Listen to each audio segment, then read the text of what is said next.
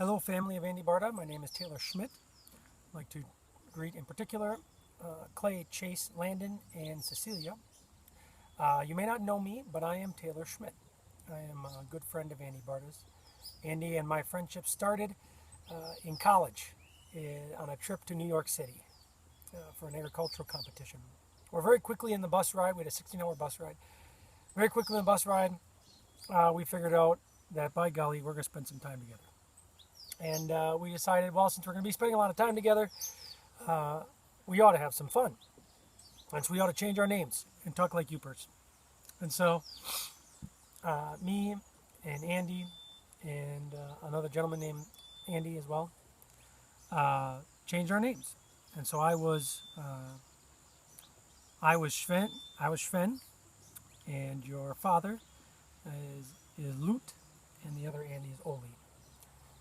And so we decided, so we're going to be in a competition, we're going to be at a gathering of agricultural students from around the country. No one will know, other than us, that all Wisconsin people talk like youpers.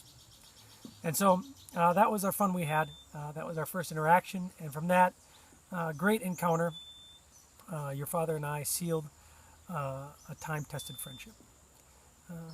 I admire Andy. I admire Andy a lot. I see Andy to be a man who loves life, a man who loves his family, and a man who loves the Lord.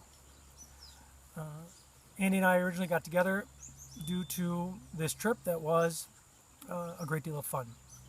But then our friendship stayed and remained, I do believe, because of our passion for agriculture, but more importantly, our passion for our faith. And here is where I believe that our friendship was solidified.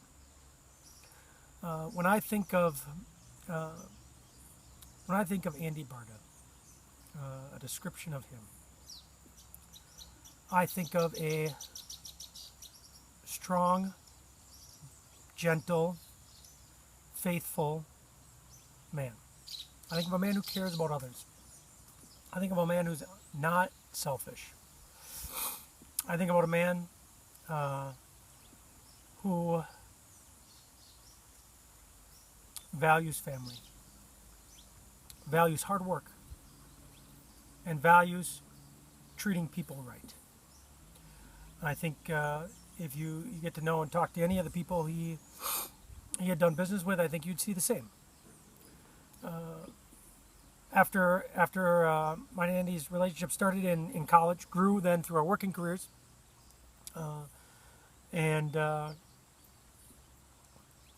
and of all the people I worked with in the agricultural business, the Barta family in particular is a very special family. Anytime we'd go to meetings, we'd have grower meetings, we'd be there. Everybody who would come in, the new people, bring in a new sales rep, a new representative, a new person. And here would be every time the guaranteed walk-away comment. Wow, being here at Row Creek Feed Mill is a special place. I feel like family. And that's what it was. And that's what it was, I think. And it was the same comment every time. Every single person walked away saying, this is a special place. And what's at the foundation of this family feel? The foundation of this family feel is the faith of the Barta family. The Barta family, more than most, I know a fair amount of people, yeah? Currently living in Peru, traveled around the world. The Barta family, what makes them unique and special is the faith that they have at their core. The faith that gives them their values. The faith that folds them together. And Andy very much lived that out. But a faith that's not too serious. A faith that can joke around. A faith that can laugh. And that's, I think, what really defines and makes up your father. I think that's something you guys should remember. I think it's important to know. I also had the great privilege of getting to spend time with Andy in these final weeks before his passing.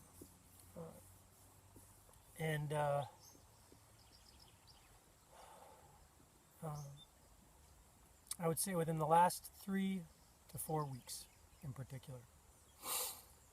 We obviously were in prayer with him and helping him through his entire battle with cancer. But in the last 3 or 4 weeks, Tammy, his mother, your grandma, sent me a message. Said, Taylor, you ought to call Andy. You ought to call Andy. And it had been a while. I hadn't heard from him for quite some time, being that we're here in the mission. And I thought, I said, all right. So I called him up, called him FaceTime, answers the phone, and this is when he was in the hospital, getting ready right before he went to Madison. And he looked rough. And I looked at him and I said, by golly, Loot, you're looking a little slender. And we chuckled a little bit.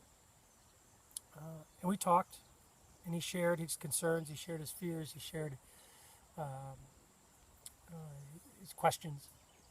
And we talked together, we prayed together, we discussed the realities of life and faith and fears of the unknown. And halfway through our conversation, something hit me that I never realized before. Goodness gracious, Andy and I, we've known each other for 15 years. And I had never, ever before realized until he was taken down to a boat, Bones, that your father, Andy, has the most beautiful eyes of anybody I've ever met. It stood out to me. Here was a man, I think he lost 50 pounds or something outrageous. Here was a man very sick. Here's a man who was at about his lightest weight in his entire process. A rack of bones. He hadn't shaved in it looked like days, if not a week. Had not eaten in a long time.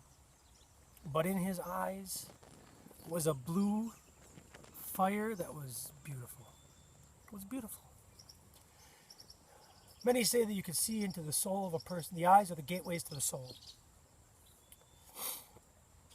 And I can say that Andy Barta has a beautiful soul.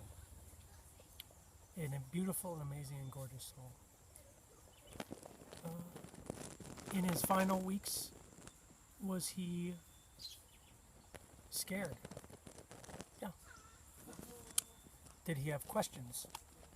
Absolutely.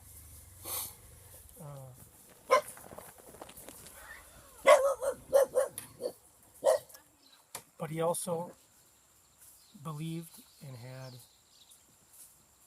faith in the Lord. And it was a few days ago. I guess, well, today's Wednesday, August 29th. This was Saturday, the Saturday before.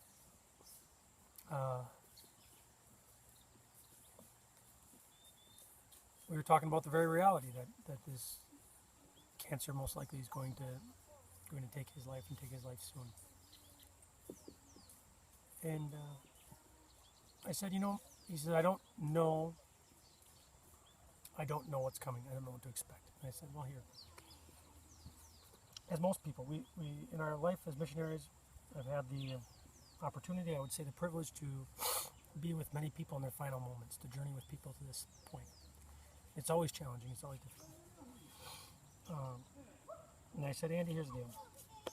When a baby is in the womb, the baby is warm. The baby is happy. The baby is a feeding tube. We don't have to eat. Food comes right in. All things are well. And then when the baby comes to birth, most babies don't want to come out. They put their hands and their feet out and they say, no, I know that what I have is good. And I don't know what's out there. And they come out screaming. But soon enough, we find out that, by golly, life outside of the womb is a bit better. We can experience the sun.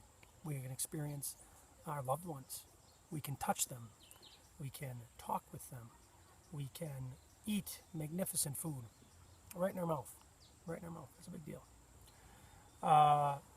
We can feel the efforts of work. We can feel the efforts of joy. of relaxation. And life as a fully grown human in the world ain't that bad. And I don't know many people who would say, you know what, I'd really rather get back in the world. And so I said, Andy, by golly, it's probably going to be like that. It's going to be scary. You don't know what's going to come. I don't know what's going to come. I haven't died. I've experienced people as they die, but I've never died myself. I said, but for those who have a relationship with Jesus, most of them have fear, have natural fear, but in their final seconds, in their final moments, they die with peace and happiness. Because now then they can see Jesus. And they can know that eternal life with Jesus in heaven is good. It's good. And so, and that happened with your father. That happened with your father. Was he perhaps a little afraid? I think so. But in our last conversation, he said, all right, Taylor, then what's next? And I said, next, you focus on Jesus. You can't go to work. You can't exercise. You can't get out of your chair. You spend your final days focusing on getting to know Jesus better so you're ready for him. And I think he was. So,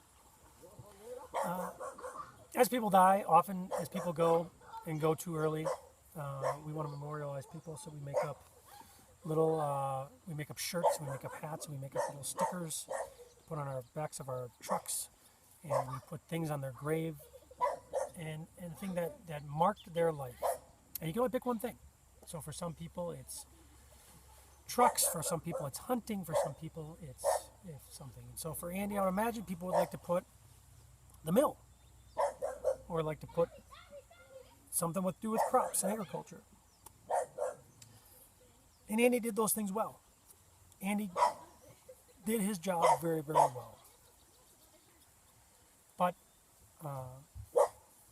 I think what we should use to remember Andy is his love for Christ and his love for his family. His selflessness. I think that's what we should use to remember Andy. And I think if we want to honor him, we want to remember him, we want to have closeness with him, let us have closeness with Jesus. Let us have closeness with the Blessed Mother. Let us love our families. Let us be selfless. And then I think you will find your Father. Then I think we will find Andy Barta. I love you all very much. I'll continue to pray for you and your family every day. I ask that you pray for me. And I ask that we stay together in the Lord, in his love.